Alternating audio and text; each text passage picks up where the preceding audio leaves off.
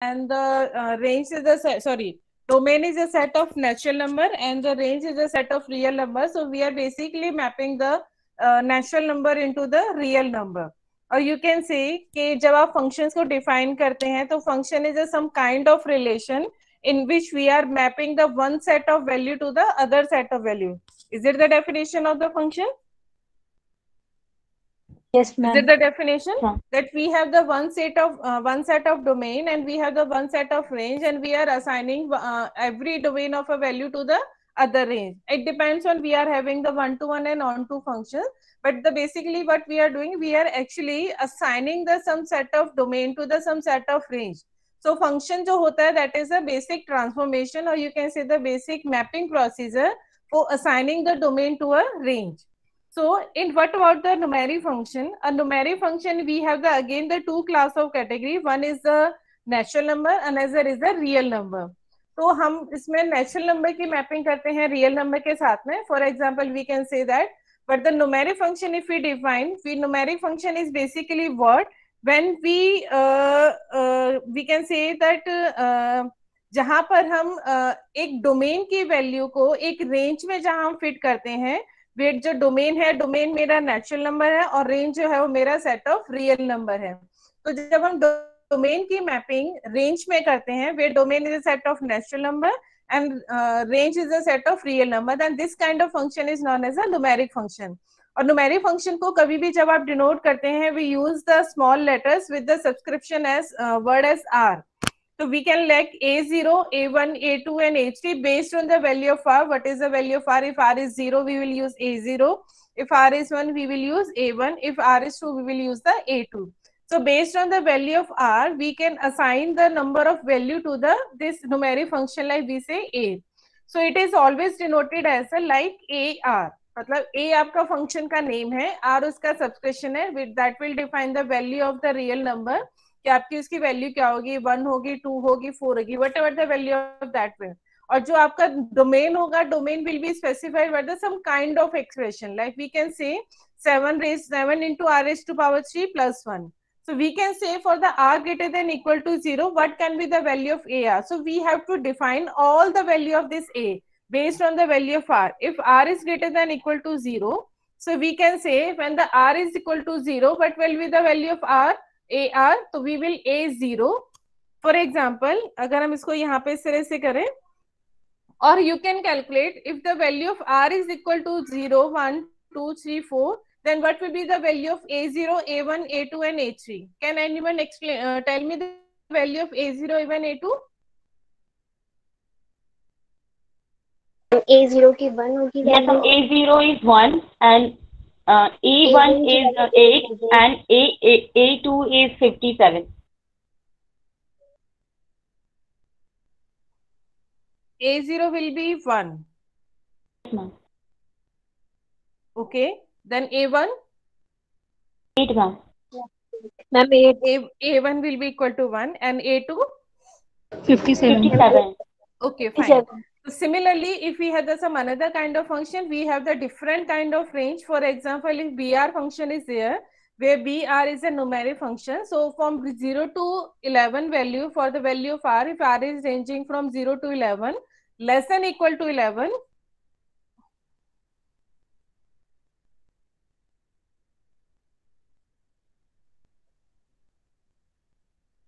so for R 0 less than equal to 11, the value of B यानी B0 से लेके B11 तक की जो value calculate होगी, that will be calculated by using the function 2 into R. For R greater than equal to 10, the value will be like from R greater than 12, 13, 14, value will be equal to 3 raised to power R minus 1. But when R is ranging from 0 to 11 and R is having the value 3, 5, 7, that will have the sorry, this is another definition. This is for the CR function. So for BR is equal to, if I'm going to calculate the B0, B1, B2 and B3, so you can calculate, so based on the value of R, what will be the value of B0? B0 is equal to 0. 0. B1 is equal to 2. Yes, ma'am. Yes, And B1, B2 is equal to 4. Yes, ma'am. So we will Yes, basically have the 0, 2, 4, 6, 8 kind of value. and for r greater than equal to 12, what will be the value of these 12? That is 3 raised to power -1. 12 minus raised to 1. power 12 minus 1. So this is the basically the expression when we are assigning some kind of value. तो जो आपका r 0 to 11 के लिए आपने यहाँ पे एक numeric function आपने डिफाइन कर दिया. So this kind of function is known as the numeric functions.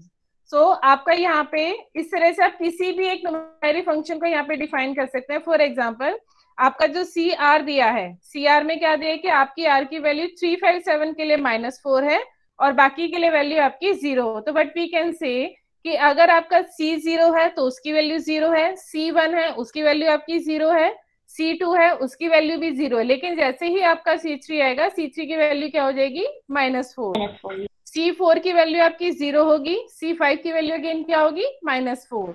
C6 की वैल्यू आपकी 0 होगी, लेकिन C7 की वैल्यू आपकी होगी -4. So based on that kind of value we can say कि आपके CR की जो वैल्यू यहाँ पर आप डिफाइन करें, based on the value of R you have given some expression and we can say that based on the value of R this is the value of domain and this will the value of range. So not similarly कि आपको यहाँ पे हर एक time जो numeric function दिया जाएगा उसका expression आपको गिवन ही होगा. Sometime you have to create the numeric functions also. Based on the statement you have to define what can be the numeric function for the statement. For example, suppose there is an example. Suppose we deposit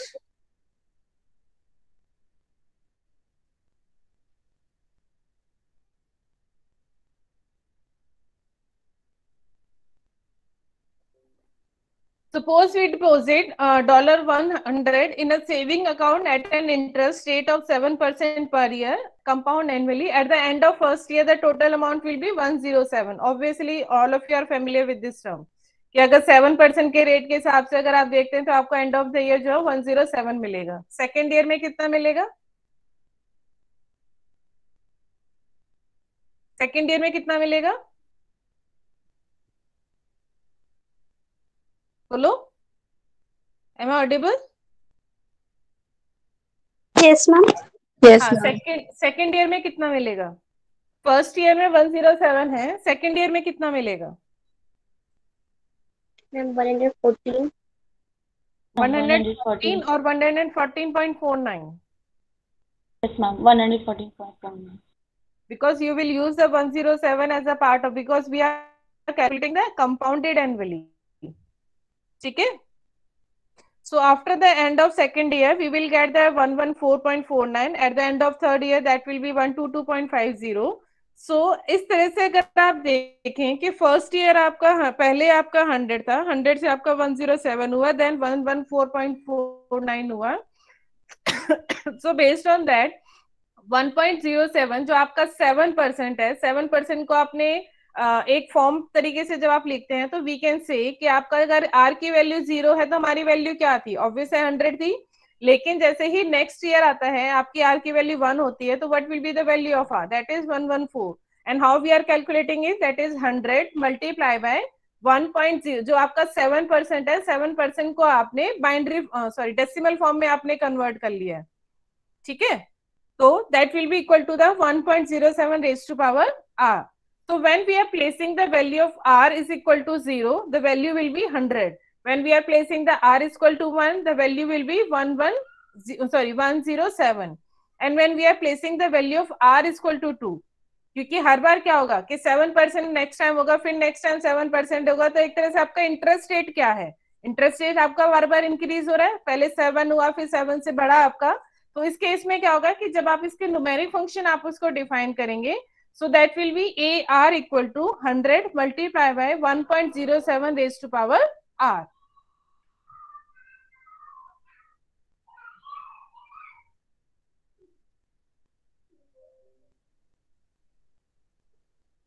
Okay. In the next question, you can see,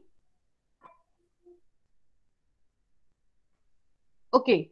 Let AR denote the altitude of an aircraft in thousands of feet at RH minute. Suppose the aircraft takes off after spending 10 minutes on the ground. यानी 10 minutes तो वो ground पे रहा, उसकी movement में कोई change नहीं हुआ. then climb up at a uniform speed to the cruising altitude of 30,000 feet in 10 minutes. उसके बाद वो 10 minutes में 30,000 feet के distance height को वो cover करता है, and start to descend uniformly after 110 minutes of flying time. और 110 मिनट के बाद में वो यूनिफॉर्मली जिस स्पीड के साथ में वो ऊपर जाता है उतनी स्पीड के साथ में वो नीचे आता है, and then lands 10 minutes later, और आपके 10 मिनट बाद में वो जमीन पर आ जाता है, यानी उसकी वैल्यू अगेन 0 हो जाती है. सो कैन एनीवन एक्सप्लेन, आपके सामने एक्सप्रेशन दिया गया है कि इसमें किस वैल्यू पे क्या रेंज दी गई है. क्वेश्चन मैं आपको समझा देती हूँ कि एक एयरप्लेन जो है वो 10 मिनट्स तक वो 0 रेंज पर रहता है. 10 मिनट्स के बाद में वो अपनी हाइट स्टार्ट करता है और 10 मिनट्स में ही वो 30,000 की फीट पे वो हाइट को कवर करता है. उसके बाद जब से उसका टाइम स्टार्ट हुआ था उसके 110 मिनट के बाद में उतनी ही जितनी स्पीड से वो जाता है ऊपर उतनी ही यूनिफॉर्म स्पीड से वो नीचे आता है, और नीचे आने के बाद में उसके 10 मिनट बाद वो ग्राउंड लेवल पर, यानी वो ग्राउंड लेवल पर आ जाता है. इसका मतलब है कि उसकी पोजीशन आपकी 0 हो जाती है. तो based on the value of R, यानी आर की किस किस वैल्यू पे उसकी क्या क्या हाइट रही थी, ये इसमें आपको मेंशन किया गया है. तो क्या कोई इसको एक बार पढ़ने के बाद में मुझे बता सकता है कि इसमें क्या किया गया है? क्वेश्चन आपके सामने है, सोल्यूशन आपके सामने है. Just wait a minute.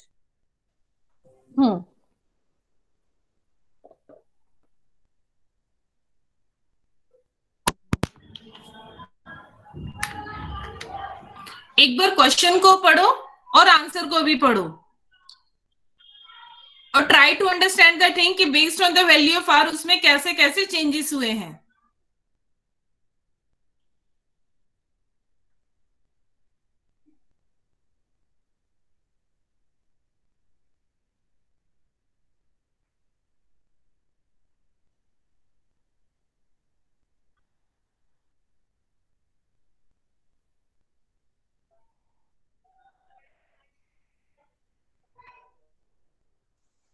Ma'am इसमें हम आर की जो टाइम ले रहे हैं, मतलब लाइक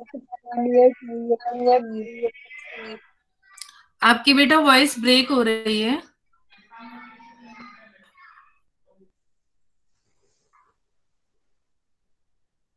मैम हम इसमें ना जो हम आर की वैल्यू है वो हम टाइम ले रहे हैं, लाइक जैसे आर इज टाइम, हाँ हाँ, R stand for the minutes.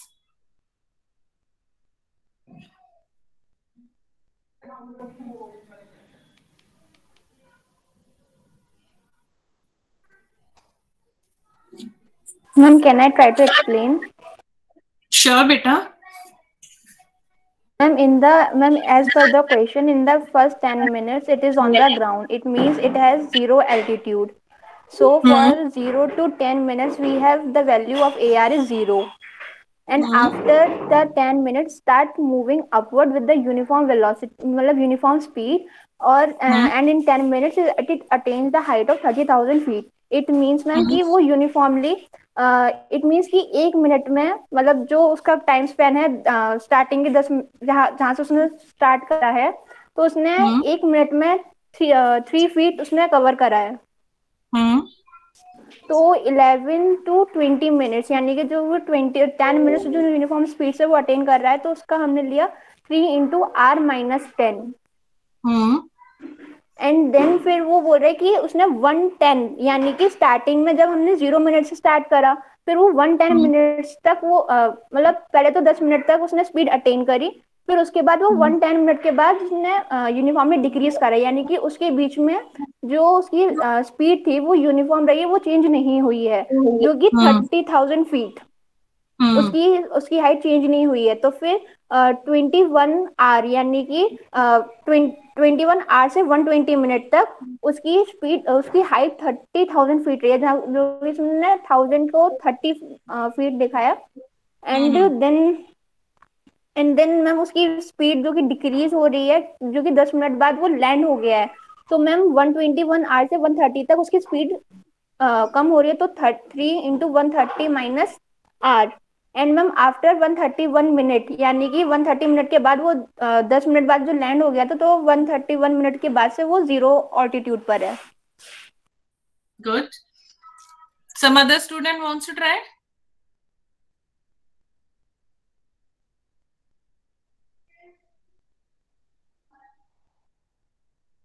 Yes ma'am, like ma'am as she has said ma'am, क्योंकि इन्होंने जो है हाइट को बेसिकली कंफ्यूजिंग इसलिए था क्योंकि इन्होंने हाइट को जो है वो मतलब लाइक 30,000 है, तो उन्होंने 30,000 की जगह जो है उन्होंने इसे 30 से रिप्रेजेंट किया है।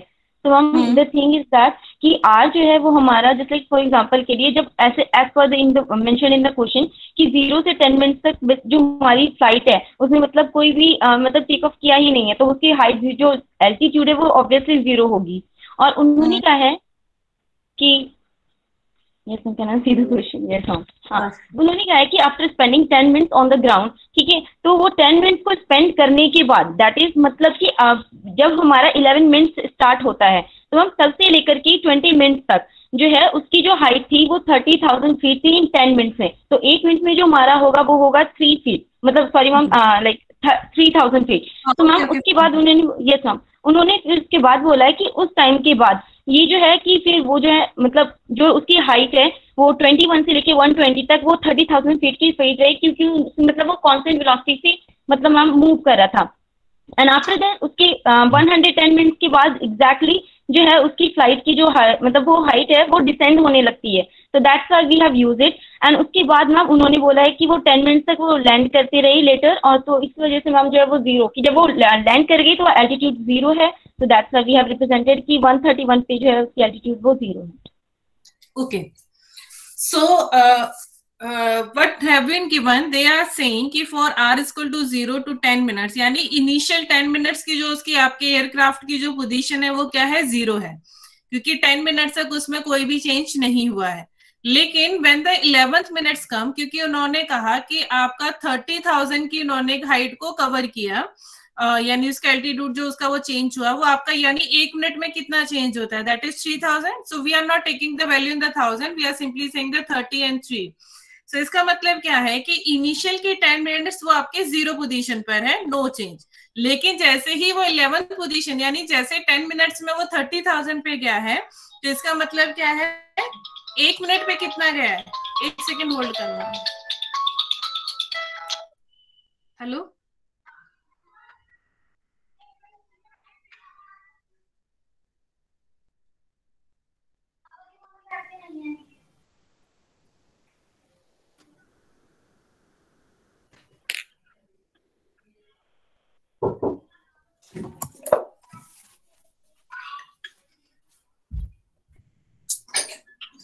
ये मेरा फोन कनेक्ट है, लैपटॉप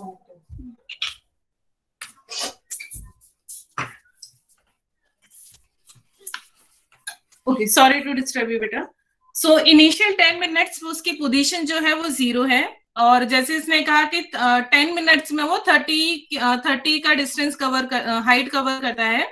तो इसका मतलब क्या है कि फर्स्ट मिनट में उसने कितना कवर किया, 3, नेक्स्ट में उसने कवर किया 6, देन नेक्स्ट में उसने कवर किया 9, एंड देन नेक्स्ट में उसने कवर किया 12।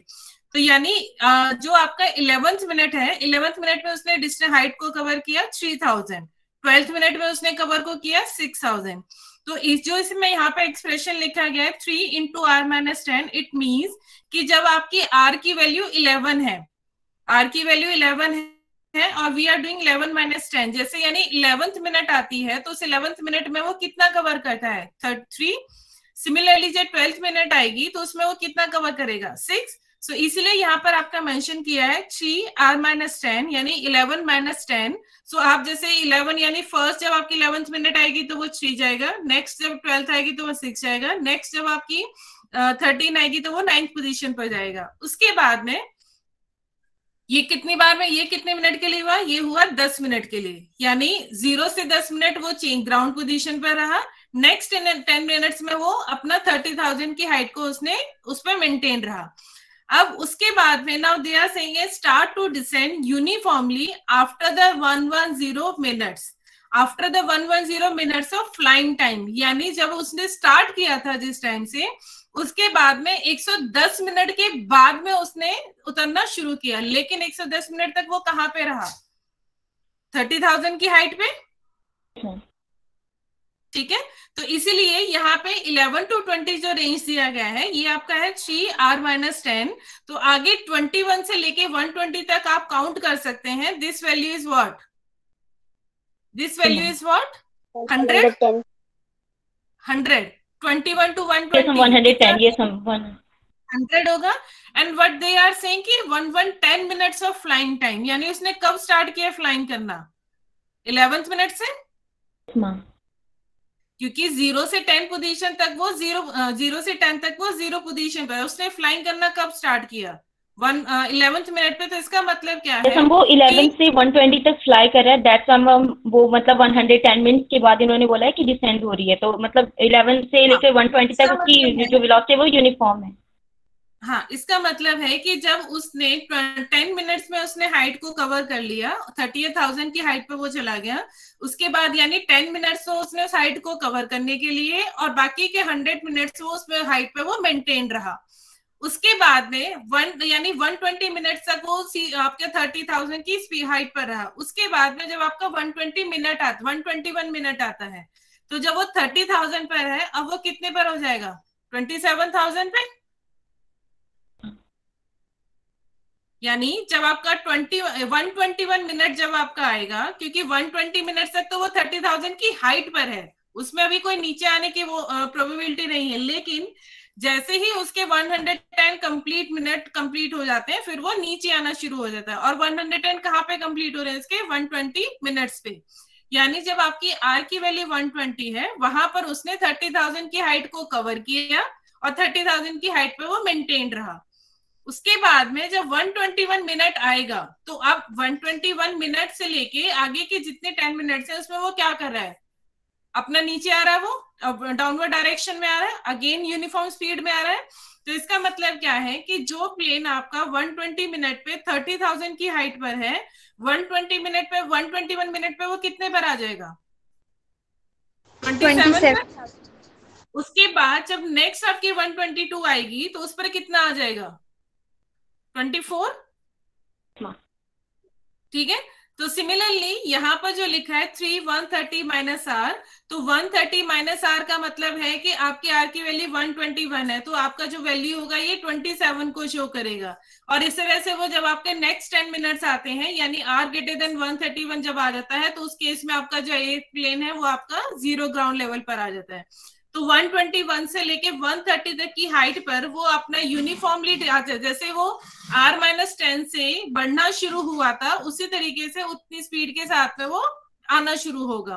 तो इसलिए यहाँ पर हमने लिखा 120, आर की वैल्यू 121 से 130 तक। यू कैन कैलकुलेट, अगर आपकी आर की वैल्यू 121 है, 130 माइनस 121 करेंगे तो कितना आएगा? 9 इंटू 3 करेंगे तो कितना आएगा? 27। इसका मतलब क्या है कि जब आपका 121 मिनट आएगा, तो आपका प्लेन जो है वो कौन सी हाइट पर है? 27,000 हाइट पर। जब नेक्स्ट आपका इसको माइनस करेंगे, 130 माइनस 122 करेंगे, वैल्यू विल बी 8 इंटू 3 24। तो जब आपका 122 मिनट आएगा, तो उस केस में वो 24 की हाइट पर होगा। ठीक है। सिमिलरली जब 130 हाइट आपकी आ जाएगी, तो 130 माइनस 130, तो वो कितनी इस पे आ जाएगा? 30 पे। तो जैसे ही आपका 3 पे, सॉरी 0 पे, और नेक्स्ट आर ग्रेटर देन 131 के लिए वो आपका 0 पोजीशन पे रहेगा। क्लियर है क्वेश्चन? क्वेश्चन क्लियर है बेटा? किसी को डाउट है?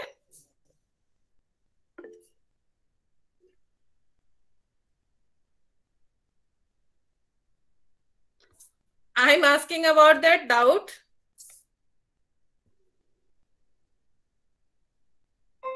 मुदिता, कोई डाउट है बेटा?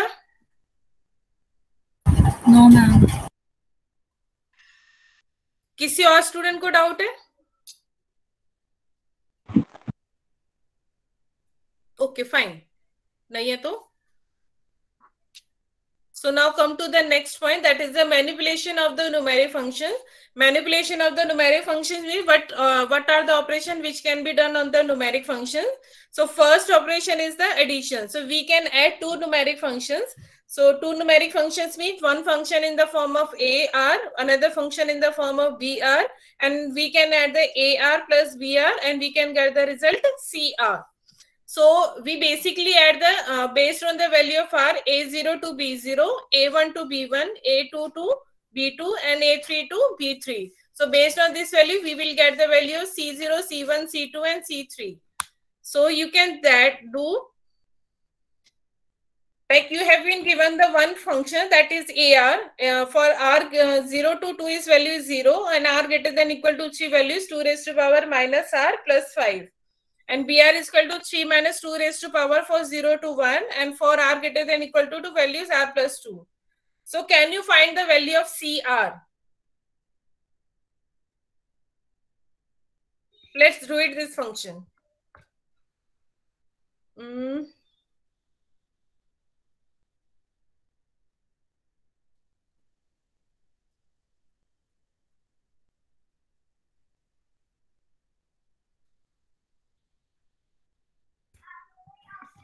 Assume R as a subscript. So we have for 0 to 2, its value is 0.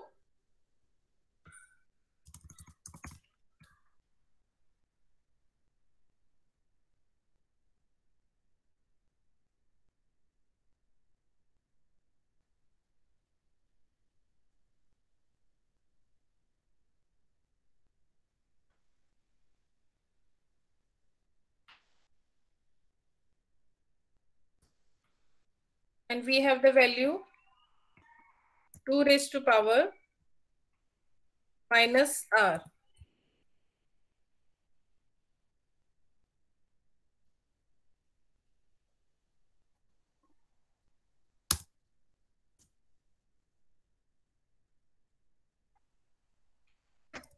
Plus 5 for R greater than equal to 3. And then we have B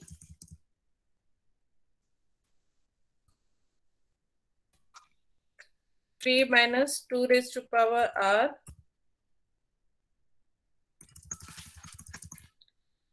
for 0 less than equal to R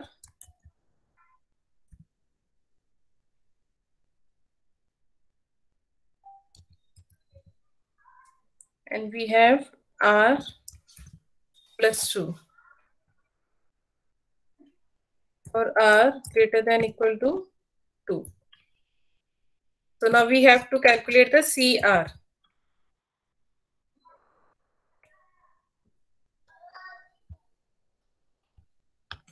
Okay.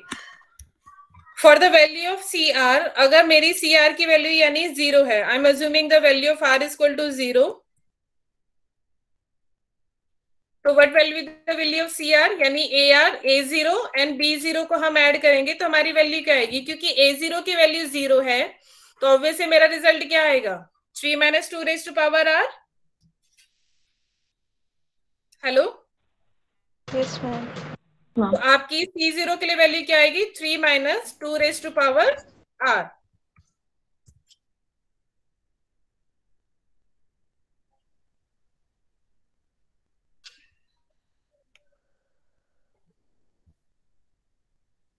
Okay. For the next, R is equal to 1. क्या होगी value? Again value क्या होगी? 3 minus 2 raised to the that is power 1. R.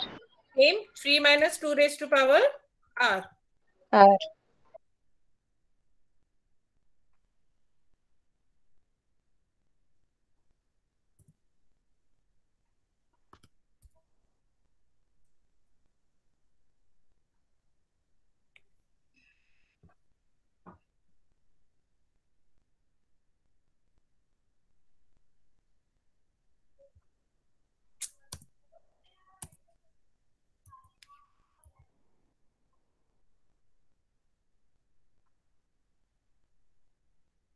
ये क्या हो रहा है?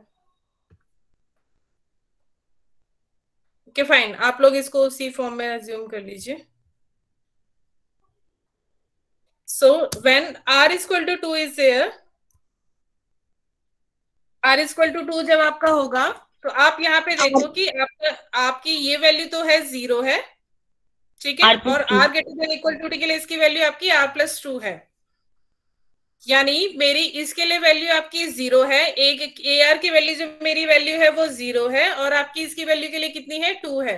तो यहाँ पर मेरा r is equal to 2 के लिए मेरे क्या हो जाएगा 0 प्लस r प्लस 2. तो ये वैल्यू कितनी हो जाएगी आपकी 4 प्लस 2 4 हो जाएगी. Then r is equal to 3 के लिए, r is equal to 3 के लिए आप देखो यहाँ पे r plus 2 and 2 raise to power minus r plus 5, ये दोनों वैल्यूज ऐड होंगी. तो ये आपका बनेगा 2 रेज टू पावर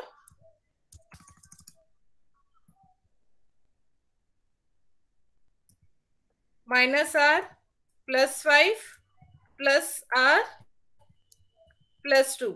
आपको जो आंसर लिखना है वो आंसर आपको आरएच फॉर्म के कॉरेस्पॉन्डिंग ही लिखना है अगर आपका बन रहा है तो.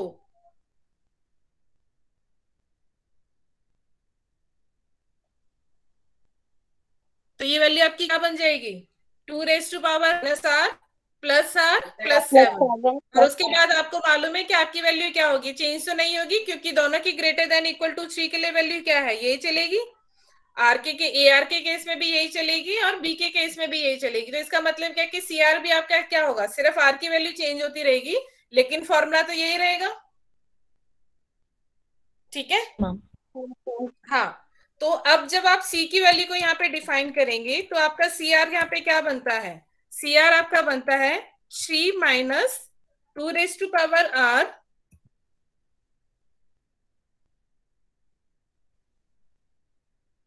ये वैल्यू किस किस के लिए बनी थी आपकी मैम r इक्वल टू 0 के लिए, r इक्वल टू 0 के लिए और एंड 1 के लिए एंड 1 के लिए भी. ठीक है. उसके बाद 4 बनी थी आपकी किसके लिए ma'am r equal to 2 r equal to 2 के लिए. उसके बाद आपका बना ये एक्सप्रेशन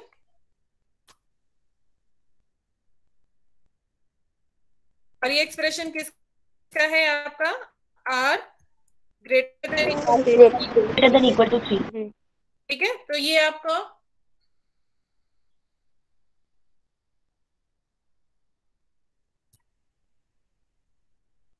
क्या बना CR फंक्शन, यानी CR equal to AR plus BR, और ये आपका बनेगा यहाँ पे CR फंक्शन. तो आप यहाँ पे देखो, आप अपनी बुक के कॉरेस्पॉन्डिंग आपका AR फंक्शन गिवन है, BR फंक्शन गिवन है, देन CR आपने लिखा CR equal to AR plus BR. तो आपको R की किस किस वैल्यू के लिए क्या क्या वैल्यू मिली है वो आपने यहाँ पे डिफाइन किया है. ठीक है. इसी तरीके से आप इनका मल्टीप्लाई फाइंड आउट कीजिए. तब तक मैं अटेंडेंस लेने के लिए पर मुझे स्क्रीन वो हटाना पड़ेगा. आप लोग इसका मल्टीप्लिकेशन ट्राई कीजिएगा एक बार, AR into BR equal to CR. Okay okay ma'am.